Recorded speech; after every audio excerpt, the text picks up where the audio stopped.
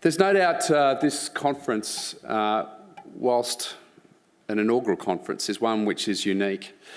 The breadth of expertise and experience in this room and the ability to drive more innovative solutions for the way in which our community can respond, particularly to public policy, is incredible. I wish I could stay for the next 2 days because I think the key learnings, the information sharing, the discussions that are going to occur as part of this event are key to the future of government, not only in this state but also across the globe. There's no doubt that certainly the partnership between the New South Wales Government and the US Study Centre is pivotal, and I particularly want to acknowledge that relationship as we gather here this morning. I have to say, from my perspective, one question that I have in all of this is this really something that should have been happening for years? There's no doubt that we have seen governments of all magnitude, be it local, state, national, governments around the world, deploy tactics to try and get the community to respond in a particular fashion. But what's important, particularly for me, as a public policy maker, is the individual. The individual being at the heart of decision making, the individual being able to participate and contribute not only in the way that they want and ensuring that their life aspirations are met, but also more broadly to the community. My path to becoming Treasurer of New South Wales was via being Disability Minister in New South Wales. And what I could see in terms of disability services in Australia is a system which, in essence, restricted the ability for people to participate, restricted the ability for people to have that quality of life that so many of us across the community had taken for granted. One of the key things that was missing in all of the programs and the approach that government was taking was the ability for the individual to be in control, choice and control. The ability of the individual to be able to make decisions, regardless of disability, to ensure that their quality of life had improved. So a determination was made to move away from block funding services to the person-centred approach, to individualise the funding. And what we found through a number of trials is that the responsiveness of the individual, their carers and their families to the activities, to the life approach that they wanted to take was very different from what government was traditionally providing through a silo-based pigeonhole type approach. And in terms of the trials that we've run, the quality of life outcomes, because people had the trust available to them, I guess, through use of a better word, the ability to be able to have control over one's dollars and to be able to pick and choose what people wanted to do, had made an enormous change in terms of the quality of life for that individual. And that to me is a fundamental human rights issue.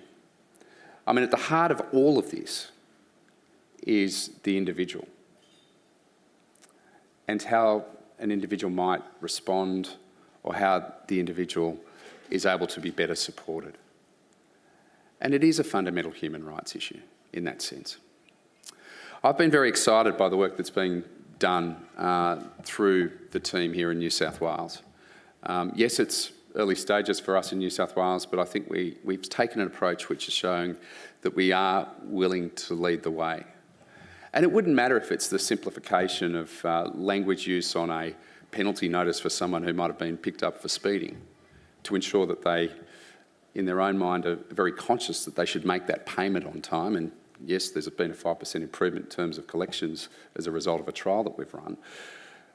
But to me, it's certainly the ability to be able to engender better public policy, better outcomes for the individual, a stronger and healthier community is ultimately what this should be all about. We also know, particularly in a number of areas be it within our hospital system, be it within our workers' compensation system, when we see tens of thousands of people unfortunately injured in the workplace each year, that we do need to make changes. We do need to look at ways in which we can simplify the system. We do need to look at ways in which we can improve it because of the way in which people respond at an individual level. And ultimately, it's to the betterment of not only the individual, but the community. We know the trials are working. We want to see more work done in this space, and we have every intention of broadening out the approach across a whole raft of areas across government to achieve that.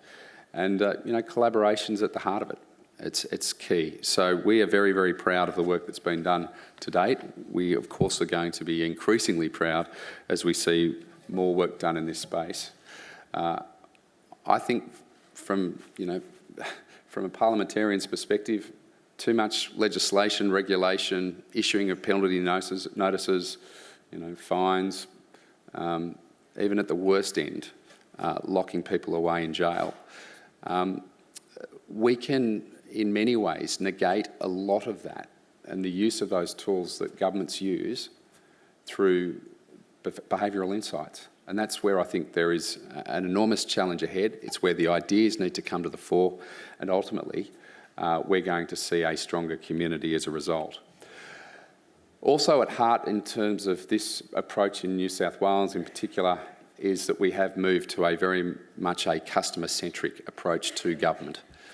We've developed a one-stop shop concept called Service New South Wales, which again is designed to change the way in which the community is interfacing and transacting with government. These service centres are popping up across the state. I also hold the view that whilst the service centres being used at this time, ultimately government is going to change incredibly rapidly as a result of technology. We are increasingly seeing government by smartphone and smartphone applications. And therein lies the challenge ahead in terms of, again, how behavioural insights can be applied through the use of technology development to, again, engender the outcomes which we want to see from a public policy perspective within government, but ultimately, and most importantly, for our citizens and how they interface and interact with government. Can I thank you all for coming to Sydney? I hope you have a wonderful, wonderful conference. I wish you well in your deliberations over the next couple of days, and I do look forward to hearing the outcomes, which I will do through New South Wales Treasury, no doubt, and the Premier's Department.